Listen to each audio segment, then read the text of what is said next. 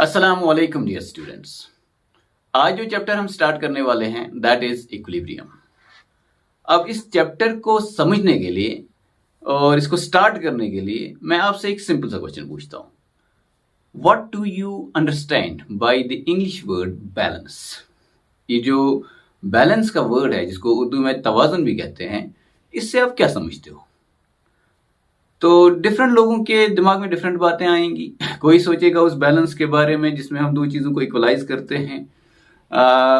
कोई balance diet के बारे में सोचेगा, कोई सोचेगा balance between social media and our families, कोई सोचेगा balance between our sports activities and our studies. तो डिफरेंट लोगों के मन में डिफरेंट बातें आएंगी। तो आप में से कोई सोचेगा बैलेंस किसी भी चीज़ का एक ऐसा कंडीशन है, एक ऐसी कंडीशन है जिसमें वो स्टेबल रहता है, जिसमें उसके अंदर कोई चेंज नहीं दिखता। ठीक है? When we observe a system and we are observing that there is no visible change in that system, we say that system is balanced.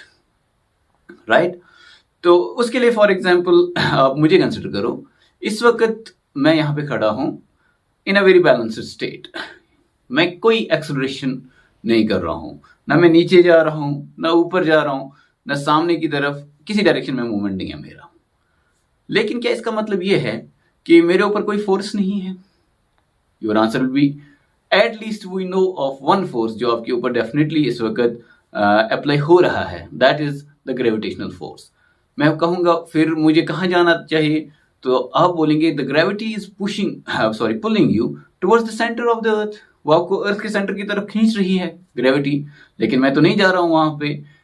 Y? Because there is another force that's acting on me right now, that is the normal force. ये जो मैं जिस surface के साथ contact में हूं उसके perpendicular मेरे ऊपर एक नॉर्मल फोर्स भी लग रहा है। तो दोनों का बैलेंस ऐसा हो, दोनों में क्या है कि अपोजिट इन डायरेक्शन है और सेम इन मैग्नीट्यूड है, मैग्नीट्यूड बराबर लेकिन डायरेक्शन अपोजिट। तो रिजल्ट क्या हुआ कि मेरे ऊपर नेट फोर्स जीरो है। इसी को फिजिक्स में आप लोग मैकेनिकल इक्विलिब्रियम कहते हैं। ठीक है ना? तो मैकेनिकल इक्विलिब्रियम ने मुझे एक बैलेंस स्टेट अता किया है, मुझे एक ऐसा स्टेट अता किया है जहां मैं एक्सेलरेशन में नहीं हूं। ओके, तो इससे हमें क्या पता चला कि इक्विलिब्रियम का बैलेंस के साथ एक डायरेक्ट रिलेशन है। ठीक है? और एक बात पता चली कि when something is in a balanced state, in an equilibrium state, it does not necessarily mean that different processes or various processes are not going on there, या different forces are not acting there. It simply means जो भी वहां पे forces हैं या processes हैं वो opposite हैं और equal हैं। यहां तक हमें एक बात समझ में आ गई है कि equilibrium is just another fancy word used in science for a simple word that is balance। जैसे अट्रैक्शन के लिए केमिकल बॉन्ड इस्तेमाल होता है, जैसे हीट एब्जॉर्ब्ड और रिवॉल्व्ड के लिए एंथैल्पी इस्तेमाल होता है, जैसे डिसऑर्डर के लिए एंट्रोपी इस्तेमाल होता है। So we use some fancy words in science which all make sense. इसी तरह एक और वर्ड हम इस्तेमाल कर रहे हैं दैट इज इक्विलिब्रियम, जो सिंपली रिलेट करता है एक हमारे रोजमर्रा के वर्ड से विच इज बैलेंस। ठीक है? ओके, तो केमिस्ट्री की तरफ अब हम आते हैं। और आपसे अगर मैं कहूं कि हम केमिस्ट्री में कौन से वाले बैलेंस की बात करने वाले हैं, कौन से वाले इक्विलिब्रियम की बात करने वाले हैं, तो at least we are going to discuss three types of equilibrium. One is physical equilibrium जिसमें फेज ट्रांसफर्स होते हैं, सॉलिड से लिक्विड, सॉलिड और लिक्विड के बीच का इक्विलिब्रियम, लिक्विड और वेपर्स के बीच का इक्विलिब्रियम, सॉलिड और गैस के बीच का इक्विलिब्रियम, इसको हम फेज इक्विलिब्रियम बोलते हैं। इसमें जो भी चीज इन्वॉल्व है वो एक ही चीज इन्वॉल्व है, डिफरेंट स्टेट्स में इन्वॉल्व है। For example ice and liquid water, both of them are H2O, और इनके बीच में जब एक इक्विलिब्रियम आएगा वो क्या होता है वो हम डिस्कस करेंगे। उसको हम फेज इक्विलिब्रियम या फिजिकल इक्विलिब्रियम बोलते हैं। इसी तरह chemical equilibrium and ionic equilibrium, ये केमिकल रिएक्शंस पे अप्लाई होते हैं। और जो हमारा आयनिक इक्विलिब्रियम है particularly that is about ions in solution. तो वहां पे जो इक्विलिब्रियम एस्टेब्लिश होगा उसके बारे में डिटेल में बात करनी है, particularly related to acids, bases and salts. तो वो हो गया हमारा आयनिक इक्विलिब्रियम। तो हम किससे शुरू करेंगे? हम शुरू करेंगे केमिकल इक्विलिब्रियम से। ओके, तो केमिकल जहां पे भी वर्ड आता है, केमिस्ट्री जहां पे भी वर्ड आता है, एक चीज लोगों के जहन में आ जाती है और आनी भी चाहिए, that is a chemical reaction. तो रिएक्शन जो होती है वो क्या होता है? It's simply a process in which matter change from one form to another form. एक चीज होती है रिएक्ट करके कोई और चीज बनाती है, दो भी बना सकती है, दो चीजें मिलके कोई नई चीज बना रही हैं, ठीक है ना? तो this is a chemical reaction. अब आपने यहां तक केमिस्ट्री पढ़ा है, आपको पता होगा कि रिएक्शंस डिफरेंट टाइप्स के होते हैं on different basis. For example speed of the reaction different हो सकती है। केमिकल काइनेटिक्स में पढ़ते हैं slow reactions, very slow reactions, fast reactions, moderately fast reactions. तो डिफरेंट टाइप्स ऑफ रिएक्शंस होती हैं on the basis of the rate या स्पीड ऑफ द रिएक्शन। इसी तरह आप थर्मोडायनेमिक्स में पढ़ते हैं spontaneous reaction, non spontaneous reaction. Thermodynamics में ही पढ़ते हैं इंडोथर्मिक रिएक्शंस, एक्सोथर्मिक रिएक्शंस। या हम रिएक्शंस को क्लासिफाई कर सकते हैं on the basis of the physical state. जब सारे रिएक्शंस और प्रोडक्ट्स का एक ही फिजिकल स्टेट होता है उसको हम बोलते हैं होमोजेनस रिएक्शन। जब फिजिकल स्टेट डिफरेंट है उसको हम बोलते हैं heterogeneous heterogeneous reaction. For example nitrogen gas hydrogen gas के साथ रिएक्शन करता है और अमोनिया गैस बनाता है, तो रिएक्टेंट भी गैस प्रोडक्ट भी गैस, इसको हम होमोजेनस रिएक्शन बोलते हैं। अब कैल्शियम कार्बोनेट एक सॉलिड है, इसको हम हीट करते हैं, वो टूट जाता है, डिकम्पोजिशन रिएक्शन होती है, कैल्शियम ऑक्साइड बनता है, कार्बन डाइऑक्साइड बनता है। कैल्शियम ऑक्साइड भी सॉलिड है कैल्शियम कार्बोनेट की तरह, लेकिन कार्बन डाइऑक्साइड जो वहां पे बनता है that's in the gaseous state. तो सॉलिड और गैस दो डिफरेंट फेजेस, दो डिफरेंट फिजिकल स्टेट्स इन्वॉल्व हैं, उसको हम बोलते हैं हेटेरोजेनस रिएक्शन, ठीक है। तो हम जानते हैं कि रिएक्शंस को हम क्लासिफाई करते हैं और डिफरेंट तरीकों से क्लासिफाई करते हैं। अब इक्विलिब्रियम में जो क्लासिफिकेशन रिएक्शंस की हमें पता होनी चाहिए वो ये है कि रिएक्शंस दो टाइप्स के होते हैं based on directional, based on the direction. वो कौन से टाइप्स हैं? एक ऐसी रिएक्शन होती है जो यूनिडायरेक्शनल होती है और एक ऐसी रिएक्शन होती है जो बाई डायरेक्शनल होती है। यानी कि कुछ रिएक्शंस ऐसी होती हैं कि reactants give products and that's it. Products वापस रिएक्टर नहीं दे सकते हैं। ये ऐसा ही है जैसे हम सब्जी पकाते हैं तो उसमें हम डिफरेंट चीजें डालते हैं और फाइनली हमारी सब्जी तैयार होती है, फिर हम उस सब्जी से वापस, ठीक है, रॉ मटर हासिल नहीं कर सकते। It is irreversible. हमने कागज जला दिया और उसका ऐश बन गया, कार्बन डाइऑक्साइड बन गया, फिर इनको मिला के वापस हम जो है अपना कागज नहीं ला सकते। Such reactions are irreversible. But most of the reactions जो इस दुनिया में हो रही हैं वो रिवर्सिबल रिएक्शंस हैं, वो इरिवर्सिबल नहीं है। What does that mean? Reversible का क्या मतलब है? देखो सिंपल वर्ड्स पे ध्यान देना चाहिए। रिवर्सिबल नाम से ही पता चलता है, और ये थर्मोडायनेमिक्स के रिवर्सिबल से थोड़ा डिफरेंट है, थोड़ा क्या ठीक ठाक डिफरेंट है, तो लेट्स नॉट गेट कंफ्यूज्ड। वहां पे जो आपने रिवर्सिबल पढ़ा होगा वो डिफरेंट है और ये रिवर्सिबल बिल्कुल सिंपल है। वहां पे जो कॉन्सेप्ट है वो थोड़ा सा डिफिकल्ट है समझने में, लेकिन ये कॉन्सेप्ट बिल्कुल आसान है। रिवर्सिबल का मतलब फॉरवर्ड गियर भी लगता है और रिवर्स गियर भी लगता है, यानी कि ए और बी मिलके सीओडी बना सकते हैं और सी और डी वापस मिलके ए और बी बना सकते हैं, ठीक है ना। उदाहरण के लिए अगर हम यहाँ पे बोर्ड का इस्तेमाल करें, रिएक्शंस दो तरह की होती हैं। अगर मैं यहाँ पे लिखूं A plus B gives C plus D.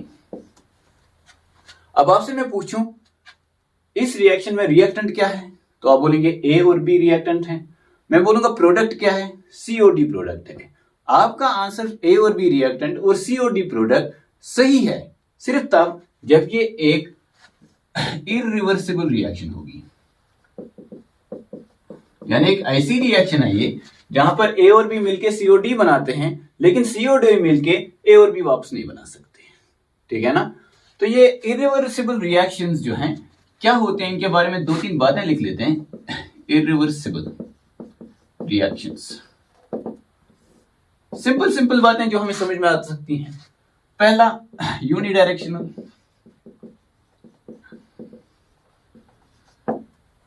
Reactants can change into products can not change back into reactants, ठीक है। दूसरा, ये जो इरिवर्सिबल रिएक्शंस हैं, अच्छा इनको पहले एग्जांपल से समझते हैं। एग्जांपल्स, आसान सी एग्जांपल, कंबशन। ये मीथेन है, इसको हमने ऑक्सीजन में जलाया, ये बनेगा कार्बन डाइऑक्साइड प्लस वाटर। इस कार्बन डाइऑक्साइड और वाटर को हम वापस मिला के मीथेन और ऑक्सीजन नहीं बना सकते, ठीक है। So this is an example of an irreversible reaction. तो इसके बारे में और बातें कुछ देर के बाद, पहले हम रिवर्सिबल रिएक्शन के बारे में देखेंगे। For example we have P plus Q gives R plus S। अगर मैं आपसे पूछूं कि इसमें रिएक्टेंट क्या है, तो आप बोलेंगे P और Q। प्रोडक्ट क्या है, आप बोलेंगे R और S। फिर मैं यहां से बोलूंगा ये एक रिवर्सिबल रिएक्शन है, ठीक है। तो सबसे पहले मुझे representation of this arrow change करनी होगी। तो रिवर्सिबल रिएक्शंस को हम दो तरीकों से दिखा सकते हैं, या तो ऐसे फॉरवर्ड और बैकवर्ड, या फिर ऐसे फॉरवर्ड और बैकवर्ड, ठीक है ना। दोनों तरीके ठीक है।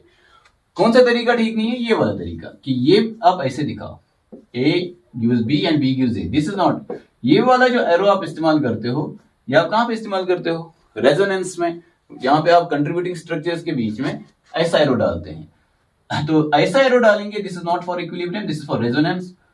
इक्विलिब्रियम के लिए इस तरह के एरोज का हम इस्तेमाल करते हैं। तो हम डालते हैं फिर अब, यानी कि रिएक्शन को देख के ही हम डायरेक्टली बता सकते हैं कि हम इस रिएक्शन की जब बात कर रहे हैं तो किस कॉन्टेक्स्ट में कर रहे हैं, in the context of it being irreversible और in the context of it being reversible. आपने देखा सिंगल एरो है, एक ही डायरेक्शन में जा रहा है, तो आपने बोल दिया दिस इज इरिवर्सिबल रिएक्शन, ठीक है। या अच्छा, अगर आपने दो एरो देखे, एक सामने की तरफ जा रहा है और एक अपोजिट पीछे की तरफ जा रहा है, आप बोलेंगे this is a reversible reaction. अब अगर मैं आपसे पूछूं बताओ भाई रिएक्टेंट कौन है, तो आप कंफ्यूज हो जाएंगे, बोलेंगे यहां से रिएक्शन को देखेंगे तो ये रिएक्टेंट है, ये प्रोडक्ट है। बैकवर्ड डायरेक्शन में अगर देखेंगे, तो अगर फॉरवर्ड डायरेक्शन में देखेंगे P और Q रिएक्टेंट है, R और S प्रोडक्ट है, ठीक है। इसीलिए मेरा क्वेश्चन ही गलत है। When we talk about reversible reactions, we do not say simply what is the reactant for the reaction. No, we have to be very very precise. P और Q मिलके R और S बना रहे हैं. This is not the complete reaction या complete representation or true representation of this reaction. हम इस reaction को simply forward reaction बोलते हैं. अब क्वेश्चन अब मैं सही पूछता हूं और उसका आंसर आप आराम से देंगे और सही देंगे. What is इस रिएक्शन में, फॉरवर्ड रिएक्शन में, इस पूरी रिएक्शन के फॉरवर्ड रिएक्शन में रिएक्टेंट्स क्या हैं? तो आप बोलेंगे P और Q और प्रोडक्ट्स क्या हैं? R और S. अब मैं पूछूंगा what is the product for the backward reaction?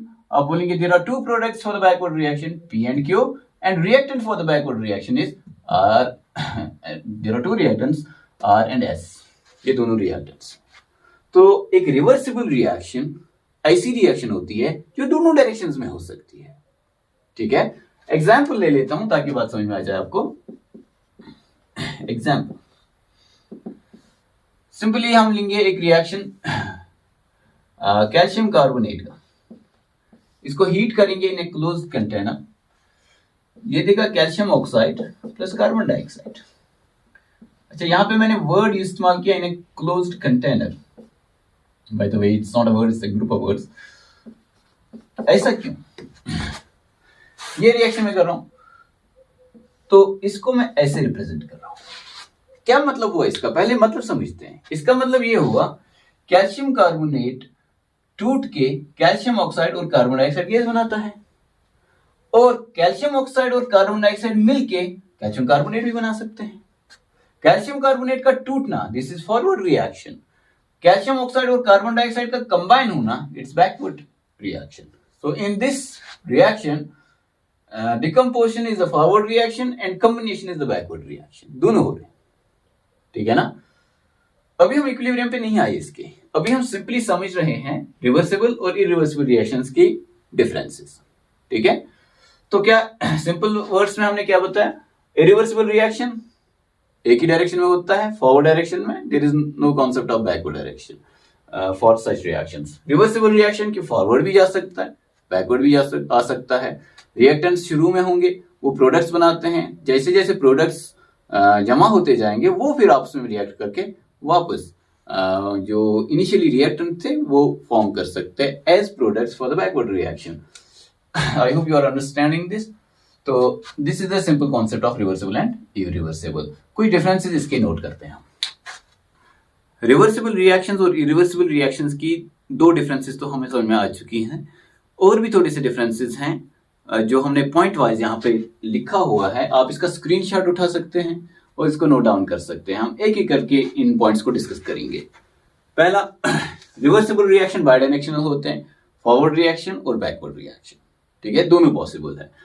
A gives B, ये भी पॉसिबल है, B gives A, ये भी पॉसिबल है for a reaction like this. A gives B is possible and B gives A is also possible। तो forward इस reaction को, ये जो A gives B है इसको हम फॉरवर्ड रिएक्शन बोलते हैं, और B gives A को हम बैकवर्ड रिएक्शन बोलते हैं। ठीक है, रिप्रेजेंटेशन क्या है? एरोज दोनों साइड से। ठीक है, चाहे आप ऐसे एरो बनाओ या फिर आप ऐसे एरो बनाओ। ये क्या है? इरिवर्सिबल रिएक्शन यूनिडायरेक्शनल है, यानी कि A gives B but B does not give back A। ठीक है, यूनिडायरेक्शनल है। और रिप्रेजेंटेशन क्या है? एक सिंपल एरो जो हम बनाते हैं, बचपन से बनाते आ रहे हैं रिएक्शंस के लिए। उसके बाद नए क्या पॉइंट्स हमने यहाँ पे लिखे हैं वो आप देखिए। जब रिवर्सिबल रिएक्शन को एक क्लोज्ड कंटेनर में किया जाता है, रिवर्सिबल रिएक्शन है क्लोज कंटेनर में, नेवर गो टू कंप्लीशन। ये जरूरी है कि इसको अगर हम क्लोज कंटेनर में कराएंगे, never go to completion in closed containers. ठीक है, what does that mean? Reactions are not completely consumed into products. यानी कि फॉर एग्जांपल एक रिवर्सिबल रिएक्शन में यहां पे लिखता हूं, नाइट्रोजन प्लस हाइड्रोजन बैलेंस करके लिख रहा हूं, गिव्स अमोनिया। ये एक रिएक्शन में लिख रहा हूं, फिजिकल स्टेट को भी मैं मेंशन नहीं कर रहा हूं यहां पे। तो इसका वजन स्टोइकियोमेट्री आपने पढ़ा होगा, 28 ग्राम अगर लिया जाए उसके लिए इसकी 6 ग्राम चाहिए और इसके 34 ग्राम्स बनेंगे। ऐसा हम सोचते हैं। अगर हम इस रिएक्शन को क्लोज कंटेनर में कराएं, यानी कि क्लोज कंटेनर में नाइट्रोजन और हाइड्रोजन गैस को मिलाएं, ठीक है ना, गिविंग ऑप्टिमल कंडीशन जो इसके हैं हैबर्स प्रोसेस के हिसाब से, तो इसके 28 ग्राम और इसके 6 ग्राम लिए, और हम एक्सपेक्ट कर रहे हैं कि 34 ग्राम ऑफ अमोनिया बनेगा। ठीक है, लेकिन एक्चुअल में ऐसा नहीं होता है। ठीक है ना, कुछ अमोनिया बनेगा और जैसे ही अमोनिया बनना शुरू हो जाएगा, अमोनिया जमा हो जाएगा, तो अमोनिया वापस टूटेगा नाइट्रोजन और हाइड्रोजन में। तो आपको कभी 34 ग्राम ऑफ अमोनिया इस रिएक्शन में नहीं मिलेगा। यानी कि जब ये 34 ग्राम नहीं मिला, इसका मतलब इसके 28 और इसके 6 ग्राम जो हैं वो कंज्यूम नहीं हुए हैं। At equilibrium for example you have 20 grams of this, तो इसके फॉर एग्जांपल 16 और इसके 4 ग्राम्स कंज्यूम हुए होंगे उस टाइम पे।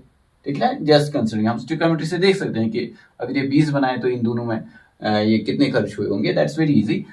बस एग्जांपल समझने के लिए हम बोल रहे हैं कि इक्विलिब्रियम पे या सॉरी एक रिवर्सिबल रिएक्शन को जब हम क्लोज्ड कंटेनर में करते हैं तो रिएक्टेंट्स रिएक्ट करके प्रोडक्ट बनाते हैं, प्रोडक्ट वापस रिएक्टेंट बनाना शुरू कर देता है।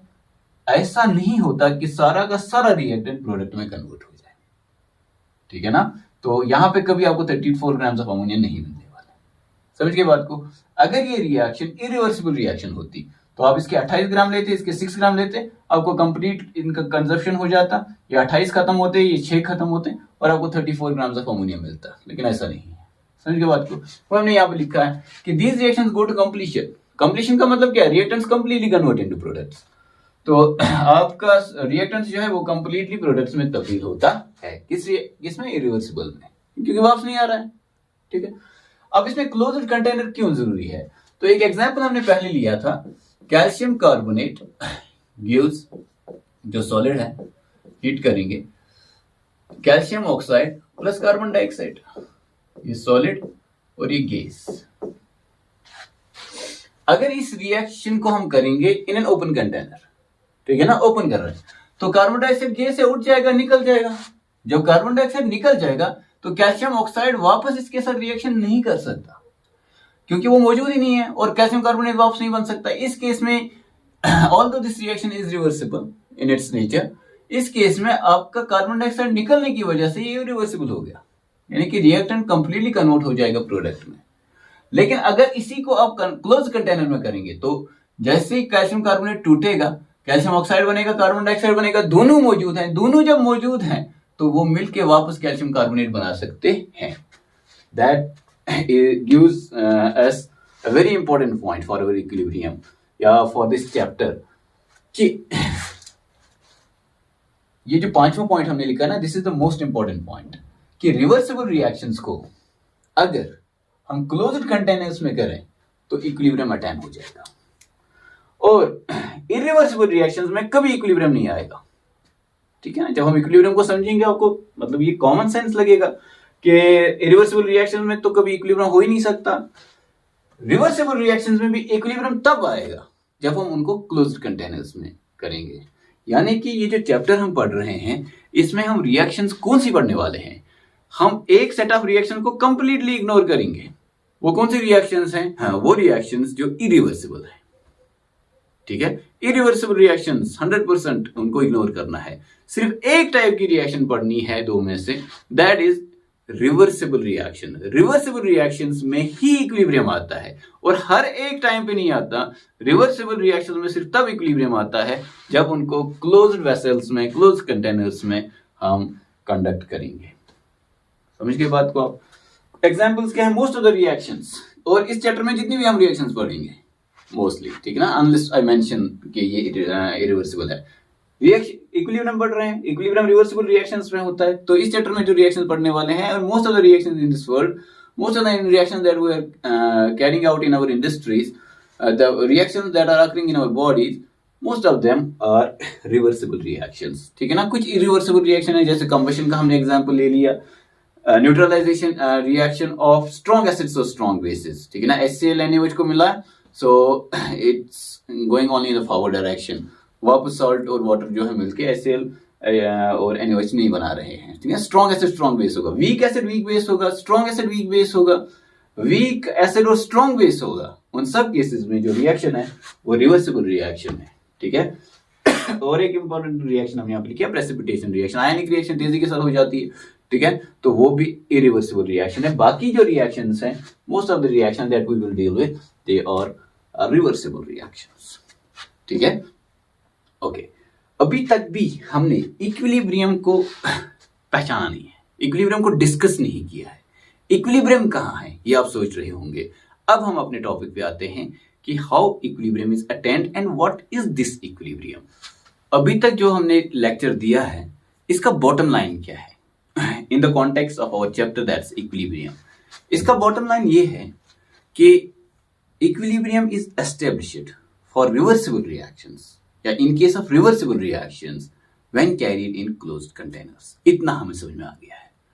अब हम जानेंगे इक्विलिब्रियम होता क्या है। ठीक है, तो समझते हैं इस बात को। देखो, अब इमेजिन करो एक बहुत बड़ा हॉल है, वहां पे हमने किसी पिंजरे में टाइगर को रखा है, ठीक है, एग्जीबिशन के लिए, और बाहर लोग जमा है। ठीक है, बाहर लोग जमा है, और कितने लोग जमा है? फॉर एग्जांपल 1000 स्टूडेंट्स है। ये स्टूडेंट्स 1000 हमने लिए हैं किसी जू में, और वहां पे एक कमरा है, एक बड़ा हॉल है जहां पे टाइगर को रखा गया है पिंजरे में, और पीछे सीट्स है या खाली भी है कमरा। इसके 2 दरवाजे हैं इस हॉल के, एक साइड में लिखा है एंट्री और एक साइड में लिखा है एग्जिट। ठीक है ना, तो स्टार्ट में हॉल खाली है, बच्चे 1000 जो हैं वो सारे बाहर हैं। अब एंट्री और एग्जिट दोनों वाले दरवाजों को खोला जाता है। क्या एग्जिट से कोई निकलेगा? Answer is of course no. जब अंदर है ही नहीं कोई बच्चा तो निकलेगा कौन?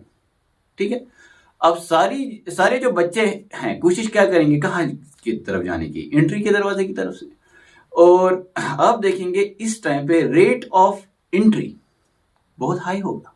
क्यों? क्योंकि सारे बच्चे बाहर हैं और सारे अंदर जाना चाहते हैं।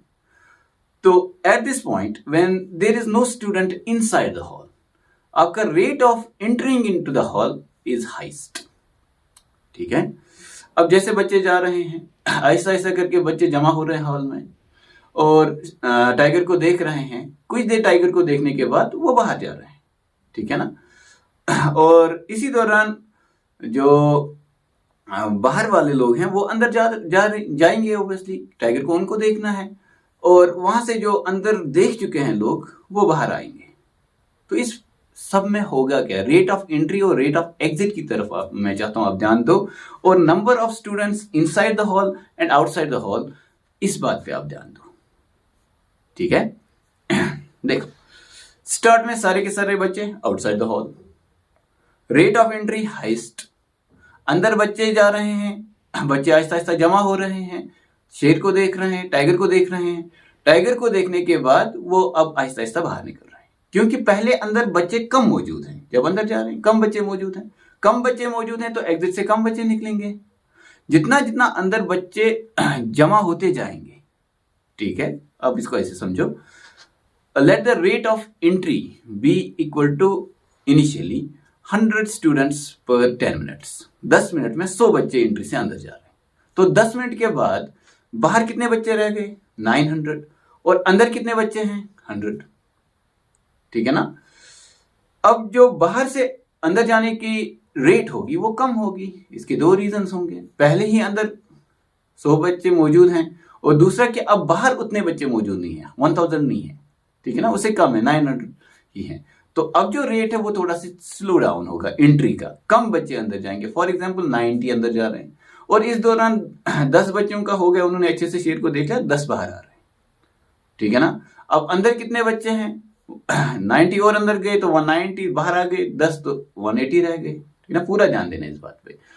तो अब अंदर 180 है, पहले 100 थे, 100 में से 10 निकल रहे थे, अब जब 180 है तो रेट ऑफ जो एग्जिट होगा वो थोड़ा सा तेज हो जाएगा, अब 10 के बदले 15 बच्चे 16 बच्चे बाहर निकलेंगे।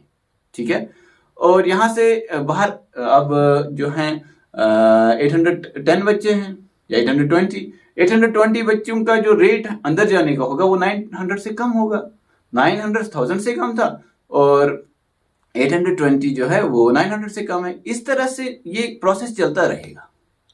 ठीक है ना, लोग इंटर हो रहे हैं, एग्जिट हो रहे हैं, तो एक स्टेज ऐसा पहुंचेगा कि जितने बच्चे अंदर जा रहे हैं, फॉर एग्जाम्पल एक टाइम ऐसा आया कि हॉल के बाहर 400 बच्चे हैं और हॉल के अंदर 600 बच्चे। ठीक है ना, अब हर 10 मिनट में 100 बच्चे अंदर भी जा रहे हैं और 100 बच्चे बाहर भी आ रहे हैं, ऐसा प्रोसेस चल रहा है कंटिन्यूअसली। तो हॉल के अंदर जो बच्चों का नंबर होगा वो कांस्टेंट हो जाएगा। ठीक है ना, कि हॉल के अंदर 600 ही है, 600 ही रहेंगे, क्यों, क्योंकि 100 अंदर आए 100 बाहर निकले। ठीक है ना, तो हम बोलेंगे रेट ऑफ एंट्री और रेट ऑफ एग्जिट जब सेम हो जाएगा तो हॉल के अंदर नंबर ऑफ स्टूडेंट्स सेम हो जाएंगे। ठीक है, अब इसी को हम रिलेट करते हैं इक्विलिब्रियम के साथ। आइए हम देखते हैं इसको for the case of reactions and reactant in terms of reactants and products. For example we have A plus B giving C plus D। अगर ये एक रिवर्सिबल रिएक्शन है तो C plus D वापस मिलके A plus B बना सकते हैं। ठीक है, इनिशियली जब हम रिएक्शन को शुरू करेंगे क्या C और D मौजूद होगा? आंसर इज नो, बहुत कम, क्या कुछ नहीं होगा, 0 होगा। जितना भी है वो क्या है, रिएक्टेंट्स है। तो रिएक्टेंट अपनी मैक्सिमम अमाउंट में, मैक्सिमम कॉन्सेंट्रेशन में कब प्रेजेंट है? जब अमाउंट मैक्सिमम होगा तो कॉन्सेंट्रेशन भी मैक्सिमम होगा। ठीक है ना, एक गिवन वॉल्यूम में हम एक रिएक्शन को कर रहे हैं, when the number of moles is high, molarity is high, concentration is high. Okay, excuse me.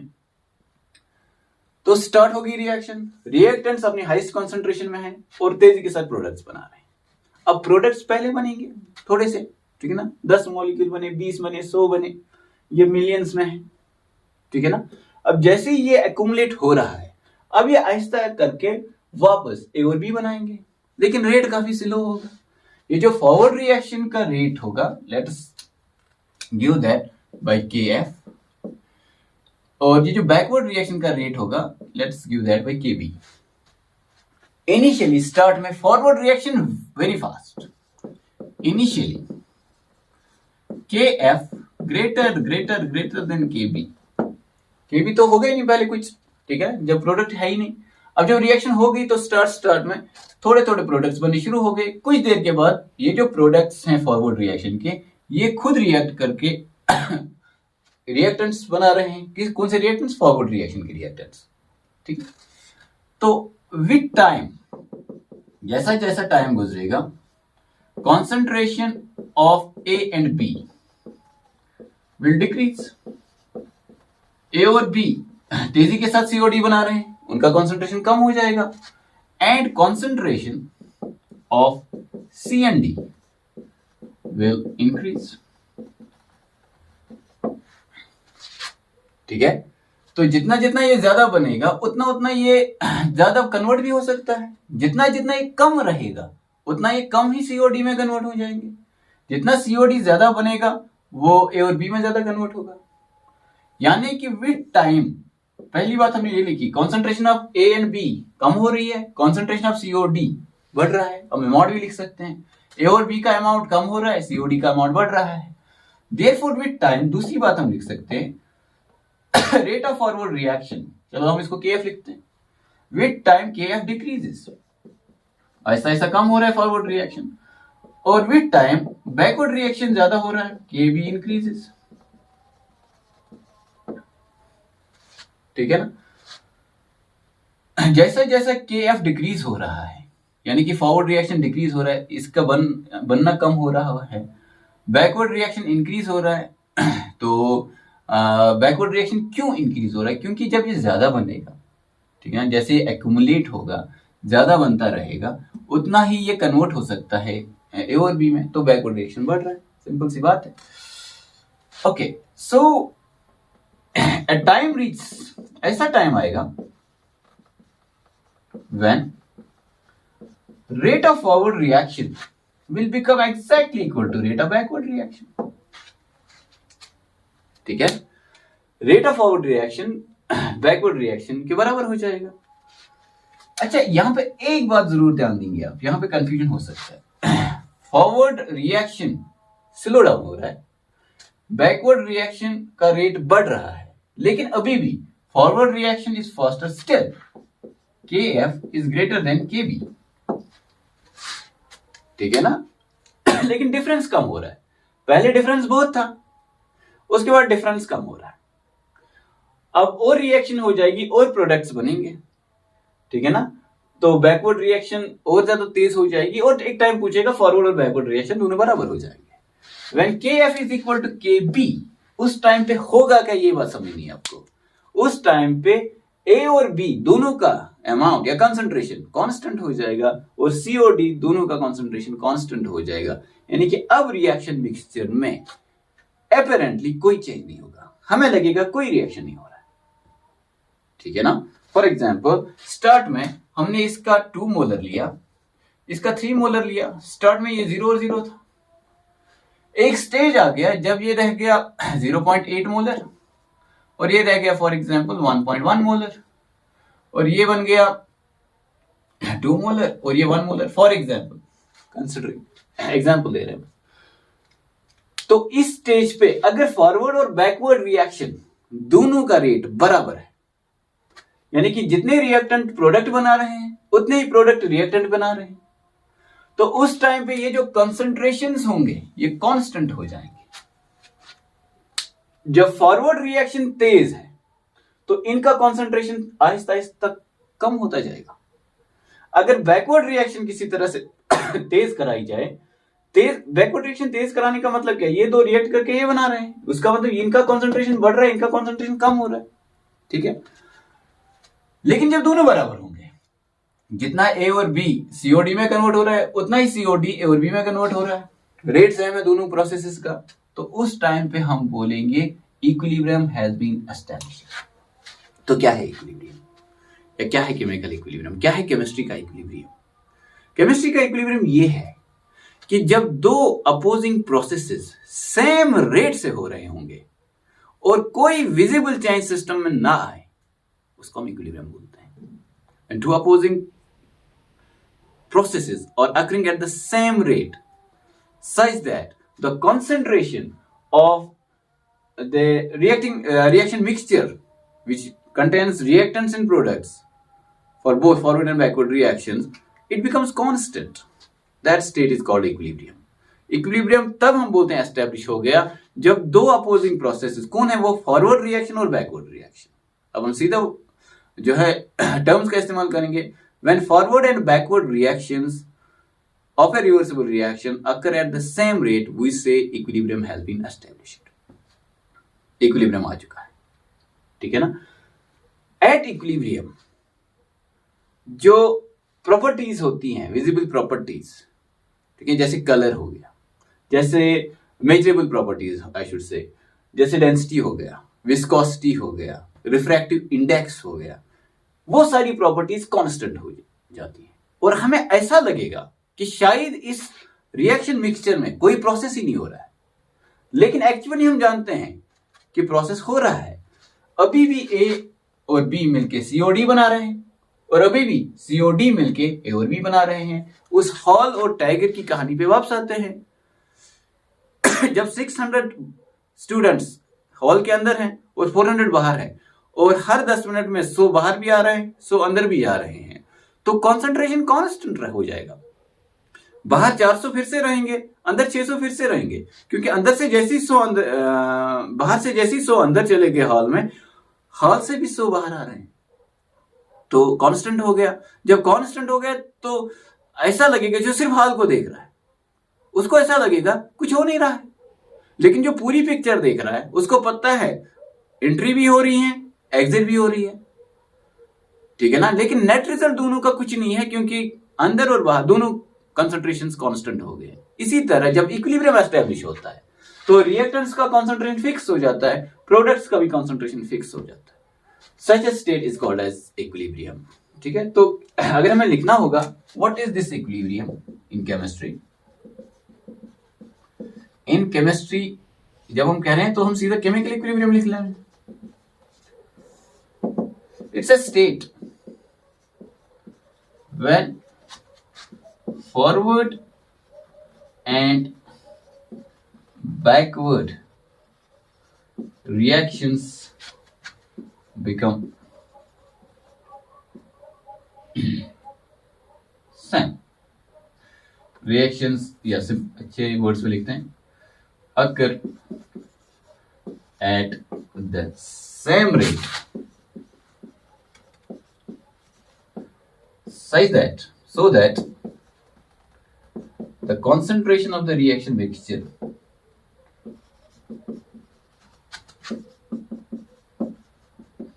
does not change over time या becomes constant. becomes constant का मतलब होता है does not change over time, ठीक है। अगर ऐसे लिखें P gives Q और हम बोले एक रिवर्सिबल रिएक्शन है, फिर हम ऐसे लिखेंगे इसको, इक्विलिब्रियम एस्टैब्लिश हो चुका है। अब P का concentration at equilibrium 0.5 molar for example और Q का कॉन्सेंट्रेशन 1.3 मोलर। इक्विलिब्रियम एस्टैब्लिश हो चुका है, मतलब क्या है, जितने मॉलिक्यूल्स P के Q में कन्वर्ट हो रहे हैं उतने ही मॉलिक्यूल Q के P में कन्वर्ट हो रहे हैं। जितना P का कॉन्सेंट्रेशन फॉरवर्ड रिएक्शन की वजह से कम हो रहा है उतना ही P का कॉन्सेंट्रेशन बैकवर्ड रिएक्शन की वजह से बढ़ रहा है। जितना Q का कॉन्सेंट्रेशन फॉरवर्ड रिएक्शन की वजह से बढ़ रहा है उतना ही Q का कॉन्सेंट्रेशन बैकवर्ड रिएक्शन की वजह से कम हो रहा है। यानी कि rate of forward reaction and rate of backward reaction बराबर हो गए। जब वो बराबर हो जाएंगे तो कॉन्सेंट्रेशन कांस्टेंट हो जाएगा, इस स्टेट को इक्विलिब्रियम बोलते हैं, ठीक है ना। मैं कह रहा था अभी कि ऑब्जर्वेबल प्रॉपर्टीज कांस्टेंट हो जाते हैं। फॉर एग्जाम्पल टेम्परेचर की बात लेते हैं। फॉर एग्जाम्पल ये रिएक्शन जो है फॉरवर्ड डायरेक्शन में एक्सोथर्मिक है, ठीक है ना, हीट रिलीज हो रहा है, टेम्परेचर बढ़ रहा है, और बैकवर्ड डायरेक्शन में फिर एंडोथर्मिक होगा। तो इनिशियली क्योंकि forward reaction is greater then rate of backward reaction until equilibrium is established, ये बात भी इंसान को ध्यान में रखनी चाहिए। Until equilibrium is established forward reaction is always greater than backward reaction rate, ठीक है। तो फॉरवर्ड रिएक्शन ज्यादा हो रहा है, बैकवर्ड रिएक्शन कम हो रहा है, इक्विलिब्रियम पे आके दोनों बराबर हो जाते हैं। इसका मतलब एक्सोथर्मिक रिएक्शंस ज्यादा हो रही हैं, एंडोथर्मिक रिएक्शंस कम हो रही हैं, तो टेम्परेचर बढ़ता रहेगा। जैसे इक्विलिब्रियम एस्टैब्लिश हो गया, जितना फॉरवर्ड उतना ही बैकवर्ड, जितना इंडोथर्मिक उतना ही एक्सोथर्मिक, जितना हीट रिलीज हो रहा है उतना हीट एब्जॉर्ब भी हो रहा है, यानी कि टेम्परेचर कांस्टेंट होगा। टी केल्विन लग रहा है, के का मतलब कांस्टेंट है। समझ रहे हो बात? ओके। अच्छा, गिब्स फ्री एनर्जी का क्या हो जाता है? एट इक्विलिब्रियम डेल्टा जी, इसको ऐसे लिखेंगे, इज इक्वल टू 0। हमें पता है delta G for cells is equal to minus N F E cell. तो E cell at equilibrium is equal to 0। इसको हम सेल पोटेंशियल बोलते हैं। Cell potential at equilibrium is 0, gives free energy change at equilibrium is 0। ठीक है ना? Entropy change at equilibrium is 0। ठीक है, तो चेंज कुछ नहीं हो रहा, प्रोसेस दोनों हो रहा है, फॉरवर्ड प्रोसेस भी हो रहा है, बैकवर्ड प्रोसेस भी हो रहा है, चेंज कुछ नहीं हो रहा है। तो अगर आपसे मैं पूछूं कि इक्विलिब्रियम जो हम केमिस्ट्री में पढ़ते हैं, is it static in nature और डायनेमिक इन नेचर? स्टैटिक का मतलब कुछ नहीं हो रहा, डायनेमिक का मतलब प्रोसेसेस हो रहे हैं, लेकिन अपोजिट प्रोसेस सेम रेट से हो रहे हैं, रुका नहीं है, कुछ प्रोसेस अभी भी हो रही है, चल रहा है। फॉर एग्जाम्पल हम लेंगे सॉलिड और liquid of this water, ice liquid water बन रहा है, लिक्विड वाटर आइस बन रहा है, सेम रेट से जब बनेगा हम बोलेंगे इक्विलिब्रियम एस्टेब्लिश हो गया। आएंगे उस बात पे जब हम फिजिकल या फेज इक्विलिब्रियम पढ़ेंगे। तो इक्विलिब्रियम कभी भी स्टैटिक नहीं होता, equilibrium is dynamic in nature. पहले हम एक काम करेंगे, इक्विलिब्रियम को समझते हैं इन टर्म्स ऑफ ग्राफ। ग्राफ से ज्यादा इक्विलिब्रियम समझ आता है, तो चलो देखते हैं। For example, we have R giving P. For the forward reaction, R reactant है, P product है, and for the backward reaction, P reactant है और R product है। ठीक है?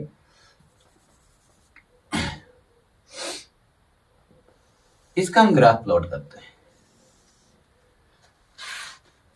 ग्राफ हम प्लॉट करेंगे बिटवीन कॉन्सेंट्रेशन, किसकी? दोनों की, रिएक्टेंट और प्रोडक्ट की, अगेंस्ट टाइम। स्टार्ट में हम क्या लेंगे? रिएक्टेंट, इसकी कॉन्सेंट्रेशन हाईएस्ट होगी, स्टार्ट में सिर्फ रिएक्टेंट है, चलो ये कंसेंट्रेशन मानते हैं। ऐसा ऐसा रिएक्शन हो रही है। ठीक है, जब रिएक्शन हो रही है तो क्या बन रहा है? प्रोडक्ट। तो प्रोडक्ट इनिशियली कितना होगा? 0।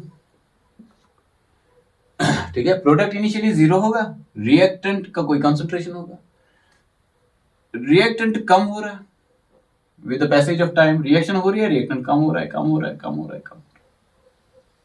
फॉर एग्जाम्पल यहां पर इक्विलिब्रियम एस्टैब्लिश हो गया। जब यहां पे इक्विलिब्रियम एस्टैब्लिश हो गया तो इसके बाद इसका कॉन्सेंट्रेशन कांस्टेंट हो जाएगा। ठीक है,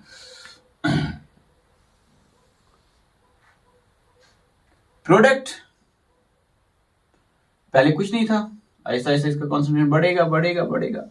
अब जहां पर इक्विलिब्रियम एस्टैब्लिश होगा वो तो दोनों के लिए होगा, दिस इज टी इक्विलिब्रियम। यहां तक प्रोडक्ट का कॉन्सेंट्रेशन बढ़ेगा टी इक्विलिब्रियम तक,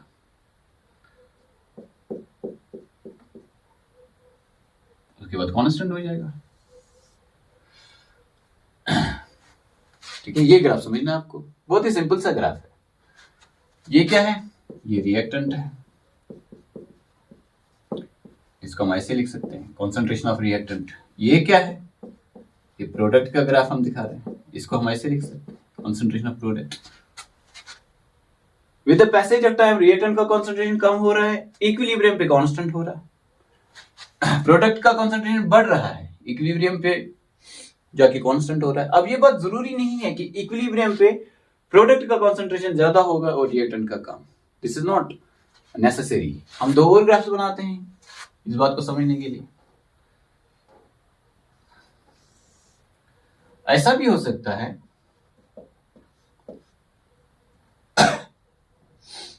इसको टी इक्विलिब्रियम मानते हैं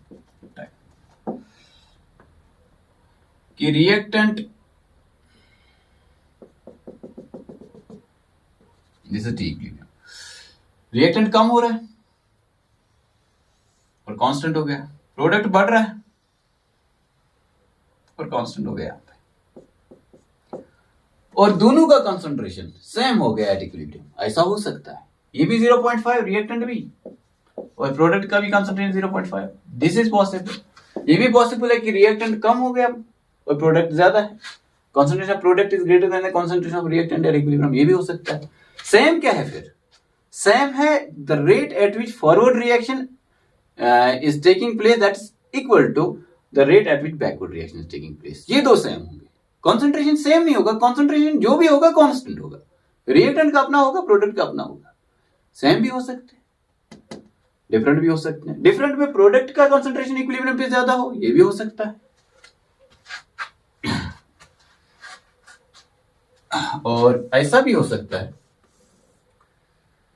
कि प्रोडक्ट का कम रहे at equilibrium, this is T equilibrium, time against concentration,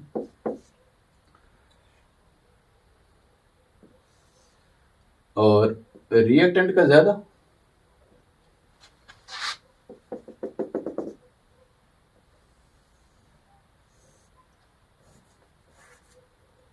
equilibrium पे पहुंच के कांस्टेंट हो जाता है, ऐसा भी होगा।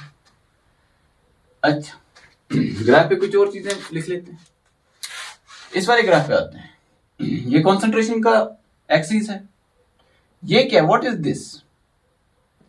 This is the concentration of reactant at equilibrium. ये क्या है? This is the concentration of product at equilibrium. As you can see, concentration of product at equilibrium is greater than concentration of reactant at equilibrium. इस graph को complete करते हैं। ये reactant है, this is concentration of reactant and this is concentration of product. This is the concentration of reactant at equilibrium. This is the concentration of product at equilibrium. As you can see in this reaction, concentration of reactant at equilibrium is greater than concentration of product at equilibrium. That's also possible. There are many reactions like this.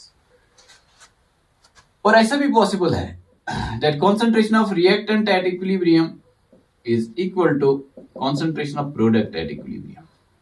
ये भी possible है, ठीक है। हम ये chapter पढ़ने का असली मकसद क्या है? पहले तो इक्विलिब्रियम के बहुत सारे एप्लीकेशंस हैं, और दूसरा ये कि क्या हम इक्विलिब्रियम स्टेट के साथ खेल सकते हैं? क्या हम ऐसा कर सकते हैं कि कोई छेड़खानी करें इसमें और रिएक्शन जो है वो प्रोडक्ट की साइड में ज्यादा चली जाए? अच्छा, इसको मैं थोड़ा सा और इलाबोरेट करता हूं। यहां पर reactant is giving product and product is also giving reactant, है कि नहीं?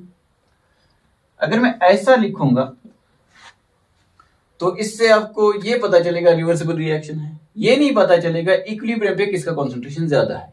तो इसको हम ऐसे दिखा देते हैं क्योंकि प्रोडक्ट ज्यादा है at the time of equilibrium, तो ये एरो प्रोडक्ट की तरफ जो जा रहा है उसको बड़ा बनाते हैं और इसको छोटा बनाते हैं। ऐसा भी किया जाता है बुक्स में, और आपको समझ में आ जाना चाहिए इसका क्या मतलब है। अब इसमें क्या करेंगे जरा बताएं। बहुत ही सिंपल है, दोनों का कंसंट्रेशन सेम है तो दोनों एरो बराबर बना लेते हैं।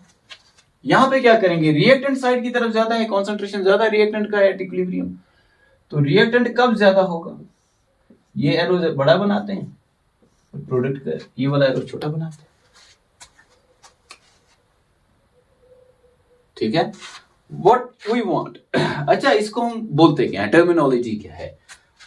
हम इस रिएक्शन को बोलते हैं it is dominant towards reactant side, it's dominant towards product side. और हम इक्विलिब्रियम पढ़ते हैं इसलिए हैं कि अगर इसको मुझे चेंज करना है, मैं चाहूंगा कि ये रिएक्टेंट साइड की तरफ डोमिनेट करे, ज्यादा से ज्यादा रिएक्टेंट बने, ठीक है ना, एक नया इक्विलिब्रियम एस्टेब्लिश हो जहां पे रिएक्टेंट ज्यादा हो, उसकी कॉन्सेंट्रेशन ज्यादा हो प्रोडक्ट से, तो क्या हम ऐसा कर सकते हैं? हाँ कर सकते हैं, उसी के लिए चैप्टर पढ़ते हैं। यहां पर रिएक्टेंट ज्यादा है, प्रोडक्ट कम है एट द इक्विलिब्रियम स्टेज। हम इक्विलिब्रियम क्यों पढ़ते हैं? हम चाहते हैं प्रोडक्ट ज्यादा बने, एक नया इक्विलिब्रियम एस्टेब्लिश हो, उस इक्विलिब्रियम पे प्रोडक्ट का कंसंट्रेशन ज्यादा हो, रिएक्टेंट का कंसंट्रेशन कम हो। क्या हम ऐसा कर सकते हैं? कर सकते हैं, और करने की बहुत ज्यादा मजबूरी हमें पड़ती है इंडस्ट्रीज में पर्टिकुलरली, इसीलिए हम इस एक चैप्टर को पढ़ते हैं, इक्विलिब्रियम को पढ़ते हैं, ठीक है। इसको एक रियल लाइफ एग्जाम्पल के साथ हम समझते हैं। Haemoglobin plus oxygen gives oxyhemoglobin. This is a reversible reaction. ठीक है। लंग्स में क्या होता है? लंग्स में ये रिएक्शन, लंग्स में अगर मैं ये रिएक्शन लंग्स के लिए लिखूं तो वहां पे ऑक्सीजन का कंसंट्रेशन हाई है, ठीक है ना, इसका प्रेशर हाई है, तो ज्यादा से ज्यादा ऑक्सी हीमोग्लोबिन बनता है, ठीक है ना। जो भी ऑक्सीजन लंग्स जो हम लेते हैं बाहर से और लंग्स में चला जाता है, उस ऑक्सीजन की रिएक्शन होती है हीमोग्लोबिन के साथ, वो हीमोग्लोबिन के साथ मिलता है और ऑक्सी हीमोग्लोबिन बनाता है। यानी कि एट लंग्स ये फॉरवर्ड डायरेक्शन में ज्यादा है और बैकवर्ड डायरेक्शन में कम है, और होना भी चाहिए। अगर ये बैकवर्ड डायरेक्शन में ज्यादा होता है, यानी कि ये दोनों ज्यादा हैं, यहाँ पे ये सेपरेट है, अलग अलग है, हीमोग्लोबिन अलग है, दिस इज डीऑक्सी हीमोग्लोबिन, और ऑक्सीजन अलग है, तो फिर ऑक्सीजन पिकअप ही नहीं होता, पिकअप ही नहीं होता तो टिश्यूज में क्या पहुंचता है? अब इन टिश्यूज में हमें नहीं चाहिए कि हीमोग्लोबिन ऑक्सीजन के साथ मिला रहे, हम चाहते हैं, हमने ऑक्सीजन को कहां पहुंचाना है? बेसिकली टिश्यूज में, सेल्स में, ताकि वहां पे रेस्पिरेशन हो, प्रोसेसेस हो, ठीक है। तो वहां पे भी ये रिएक्शन हो रहा है, लेकिन वहां पे कौन सा रिएक्शन डोमिनेंट है? वहां पे ऑक्सी हीमोग्लोबिन टूट जाता है, हीमोग्लोबिन अलग और ऑक्सीजन अलग, और टिश्यूज को ऑक्सीजन मिल जाता है। यानी कि बैकवर्ड रिएक्शन ज्यादा डोमिनेंट है, फॉरवर्ड रिएक्शन कम डोमिनेंट है, ठीक है। सो ये जो हमारे अंदर ऑक्सीजन का खेल चल रहा है, वो भी एक रिवर्सिबल रिएक्शन के दौरान चल रहा है, वहां पे भी इक्विलिब्रियम होता है, ठीक है ना। लंग्स में अलग इक्विलिब्रियम डोमिनेंट है और टिश्यूज में अलग तरह से इक्विलिब्रियम डोमिनेंट है, ठीक है। कार्बन मोनोऑक्साइड की टॉक्सिसिटी वो भी इसी प्रिंसिपल पे बेस्ड है, ठीक है ना। रिवर्सिबल रिएक्शन है, हीमोग्लोबिन और कार्बन मोनोऑक्साइड और ऑक्सीजन दोनों प्रेजेंट है, तो कार्बन मोनोऑक्साइड जैसे कि आपको पता है it's a very strong ligand, उसको हीमोग्लोबिन के साथ ज्यादा एफिनिटी है, तो ऑक्सीजन को छोड़ के हीमोग्लोबिन के साथ कार्बन मोनोऑक्साइड जो है वो हीमोग्लोबिन के साथ कार्बन मोनोऑक्साइड जुड़ जाता है, ऑक्सीजन टिश्यूज तक नहीं पहुंचता है और टॉक्सिसिटी हो जाती है, मर जाता है इंसान। अब इक्विलिब्रियम को और समझने के लिए हम एक और टाइप का ग्राफ बनाते हैं और फिर ग्राफ्स की स्टोरी फिलहाल के लिए खत्म। हम प्लॉट करेंगे रेट ऑफ रिएक्शन को, और कितनी रिएक्शंस होती हैं एक रिवर्सिबल रिएक्शंस में? रिवर्सिबल रिएक्शन में दो रिएक्शंस होती हैं, forward reaction and backward reaction. So rate of reaction यहां ज्यादा यहां कम विद टाइम, ये हो गया इनिशियली, ये हो गया with the passage of time. Start में फॉरवर्ड रिएक्शन हो रहा है कि बैकवर्ड रिएक्शन? स्टार्ट में तो सिर्फ फॉरवर्ड से शुरू हो तो फॉरवर्ड से ही होगा, so rate of forward reaction very है, रिएक्टेंट बहुत ज्यादा है, रिएक्टेंट कम हो रहे हैं, फॉरवर्ड रिएक्शन कम हो रहा है। इनिशियली बैकवर्ड रिएक्शन क्या है? जीरो है, ठीक है। अब जैसे जैसे प्रोडक्ट बनेगा तो बैकवर्ड रिएक्शन भी शुरू हो जाएगा, एक टाइम पे अच्छा खासा प्रोडक्ट बन जाएगा तो बैकवर्ड रिएक्शन भी with the passage of time increase होता है। तो वही ग्राफ हम बना रहे हैं। ये हो गया फॉरवर्ड रिएक्शन, आहिस्ता आहिस्ता कम हो रहा है, कम हो रहा है, कम हो रहा है, कम हो रहा है, कम हो रहा है, ये हो गया। अच्छा जी, इक्विलिब्रियम पे क्या होगा? इक्विलिब्रियम पे फॉरवर्ड रिएक्शन और बैकवर्ड रिएक्शन एक ही रेट से होंगे, तो ये ज्यादा हो रहा है, ज्यादा हो रहा है, ज्यादा हो रहा है, ज्यादा हो रहा है, और यहां से दोनों का रेट बराबर हो गया। इस टाइम को हम इक्विलिब्रियम बोलेंगे। क्या है ये? Forward reaction. ग्राफ को समझो बस, इक्विलिब्रियम समझ में आ जाएगा। फॉरवर्ड रिएक्शन, ये क्या है? Backward reaction. तो क्या हो रहा है रिएक्शन में? फॉरवर्ड रिएक्शन सबसे पहले, क्योंकि रिएक्टेंट्स बहुत ज्यादा हैं तो फॉरवर्ड रिएक्शन बहुत तेज होगी। बैकवर्ड रिएक्शन क्यों जीरो से शुरू किया? क्योंकि प्रोडक्ट है ही नहीं तो बैकवर्ड में जाएगा क्या, ठीक है। तो फॉरवर्ड रिएक्ट, क्योंकि रिएक्टेंट आहिस्ता आहिस्ता कम हो रहे हैं, फॉरवर्ड रिएक्शन स्लो डाउन हो रहा है। बैकवर्ड रिएक्शन आहिस्ता आहिस्ता बढ़ रहा है क्योंकि प्रोडक्ट ज्यादा से ज्यादा बन रहे हैं, और जितने ज्यादा प्रोडक्ट्स होंगे वो वापस आ सकते हैं। रूम की एग्जांपल याद रखो, जितने ज्यादा बच्चे अंदर पहुंचेंगे हाल में उतने ही बाहर निकलेंगे, ठीक है। और एक टाइम ऐसा होगा जहां पे फॉरवर्ड और बैकवर्ड रिएक्शन दोनों का रेट कांस्टेंट हो जाएगा। जब दोनों का रेट कांस्टेंट हो गया तो concentration of reactants in products constant हो जाएगा, तो उसके बाद तो चेंज नहीं होना है दोनों का कंसंट्रेशन। जब दोनों का कंसंट्रेशन चेंज नहीं होगा तो रेट ऑफ फॉरवर्ड और बैकवर्ड भी चेंज नहीं होगा, ठीक है। ये है खुलासा। So this is another graph that's very important in the understanding of equilibrium. If you understand this graph, then you are understanding equilibrium. Okay. Now let's write some points with respect to equilibrium and close this. Equilibrium के respect में कुछ important points हैं जो board पे लिखे गए हैं. अब इनको एक एक करके तेजी के साथ डिस्कस करते हैं. ऑलमोस्ट ये बातें आप जानते हैं, फिर से एक बार देख लेते हैं, समराइज करते हैं. इसका स्क्रीनशॉट उठा के आप नोट डाउन कर सकते हैं. पहला, at equilibrium rate of forward reaction is equal to rate of backward reaction. ठीक है ना. जब भी इक्विलिब्रियम एस्टेब्लिश होगा एक रिवर्सिबल रिएक्शन में, A gives B and B also gives A. The rate at which A gives B is RF, यानी कि rate of forward reaction. The rate at which B gives A is RB, यानी कि rate of backward reaction. ये दोनों बराबर होते हैं at equilibrium. अच्छा, एक इम्पोर्टेंट बात, इससे पहले मैंने K का इस्तेमाल किया R की जगह पे, तो वहां पे भी आप R ही का इस्तेमाल करेंगे, क्योंकि K आप कंफ्यूज हो सकते हो रेट कांस्टेंट के साथ. Rate constant for forward and backward reactions are not equal necessarily. Rate of reaction are equal. ठीक है ना. फॉरवर्ड रिएक्शन और बैकवर्ड रिएक्शन एक ही स्पीड से हो रहे हैं. इसमें रेट कांस्टेंट का एक छोटा सा कॉन्सेप्ट आएगा जो हम अपने नेक्स्ट लेक्चर में ले लेंगे. वो बराबर होना जरूरी नहीं है, यानी कि KF may or may not be equal to KB, but rate of forward and rate of backward. तो वहां पे जो मैंने KF और KB बोला है, that's not rate constant, that is rate of forward and rate of backward. ये बात आप नोट कर लीजिए जरूर. अच्छा, दूसरा, concentration of reactants becomes constant as well as products. Reactants का कंसंट्रेशन जो है वो कांस्टेंट हो जाता है, प्रोडक्ट्स का कंसंट्रेशन कांस्टेंट हो जाता है, और ये इनिशियल कंसंट्रेशन ऑफ रिएक्टेंट पे डिपेंड भी नहीं करता है, वो हम आगे लेक्चर में देखेंगे. इक्विलिब्रियम कंसंट्रेशन ऑफ रिएक्टेंट्स, ये क्या है? R मैंने लिखा है स्क्वायर ब्रैकेट्स में, which is concentration of R. नीचे इक्विलिब्रियम लिखा है, यानी कि equilibrium concentration of R. Concentration of reactant या R एट इक्विलिब्रियम प्रोडक्ट के बराबर भी हो सकता है, उससे ज्यादा भी हो सकता है, उससे कम भी हो सकता है. जो हमने ग्राफ्स में देखा वही हमने लिखा है. ये बराबर भी हो सकते हैं, नहीं भी बराबर हो सकते हैं, और नहीं भी बराबर में ग्रेटर भी हो सकता है और लेस भी हो सकता है. मेजरेबल क्वांटिटीज, टेम्परेचर हो गया, कंसंट्रेशन खुद मेजरेबल प्रॉपर्टी है, प्रेशर हो गया, विस्कोसिटी हो गया, या और प्रॉपर्टीज लाइक कलर हो गया, इंटेंसिटी ऑफ कलर, वो भी कांस्टेंट हो जाता है. रिफ्रैक्टिव इंडेक्स, विस्कोसिटी, वो सब कांस्टेंट हो जाता है एट इक्विलिब्रियम. दो चीजें जीरो हो जाती हैं, वो क्या है? गिब्स फ्री एनर्जी चेंज और cell constant.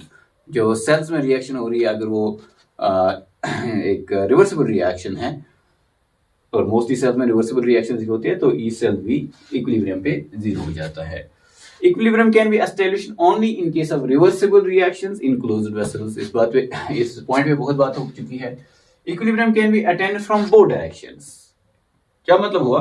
Whether for example ये रिएक्शन, हमने एक रियल रिएक्शन ली है, ये सिंपली एक हाइपोथेटिकल रिएक्शन है. हम A से स्टार्ट करके B बना रहे हैं, फिर B भी वापस A बना रहा है. हम स्टार्ट B से भी कर सकते हैं, तब भी इक्विलिब्रियम आएगा. हम स्टार्ट A से कर सकते हैं, तब भी इक्विलिब्रियम आएगा. यानी कि अगर हम कंटेनर में नाइट्रोजन और हाइड्रोजन मिलाएं और अमोनिया बनाएं, फिर अमोनिया वापस नाइट्रोजन हाइड्रोजन में चेंज होगा और इक्विलिब्रियम एस्टेब्लिश हो जाएगा. अगर हम स्टार्ट में अमोनिया ही लें और इसका डिकम्पोजिशन शुरू हो जाएगा, नाइट्रोजन और हाइड्रोजन बनेगा, उस केस में भी इक्विलिब्रियम एस्टेब्लिश होगा. तो चाहे आप N2+3H2 से शुरू करें, यानी नाइट्रोजन और हाइड्रोजन से शुरू करें, या फिर अमोनिया से शुरू करें, इक्विलिब्रियम दोनों डायरेक्शन से आएगा. सो equilibrium can be attend from both directions. ये कुछ बेसिक सी बातें इक्विलिब्रियम के बारे में. ये पहला ही लेक्चर था, अभी हमने कोई डिटेल्ड बात नहीं की, बहुत ही जो बारीक पॉइंट्स होते हैं उन पे बात नहीं की. आगे आगे जैसे हम इक्विलिब्रियम समझेंगे तो बारीक पॉइंट्स पे भी बात होगी, और एग्जाम्स में क्या पूछा जाता है उस पर भी बात होगी, और प्रैक्टिस किन चीज़ों की करनी है उस पर भी बात होगी.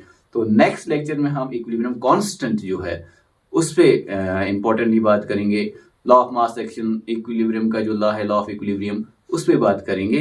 बहुत ही इंपॉर्टेंट लेक्चर होने वाला है. हर एक लेक्चर अपने आप में इंपॉर्टेंट है. अगर आपने ये लेक्चर नहीं देखा तो उस लेक्चर का ज्यादा मीनिंग नहीं रहेगा. तो एवरी लेक्चर इज इंपॉर्टेंट, तो उस लेक्चर को आप जरूर देखेंगे अगर आपने ये लेक्चर देखा. मिलते हैं तभी. अल्लाह हाफिज.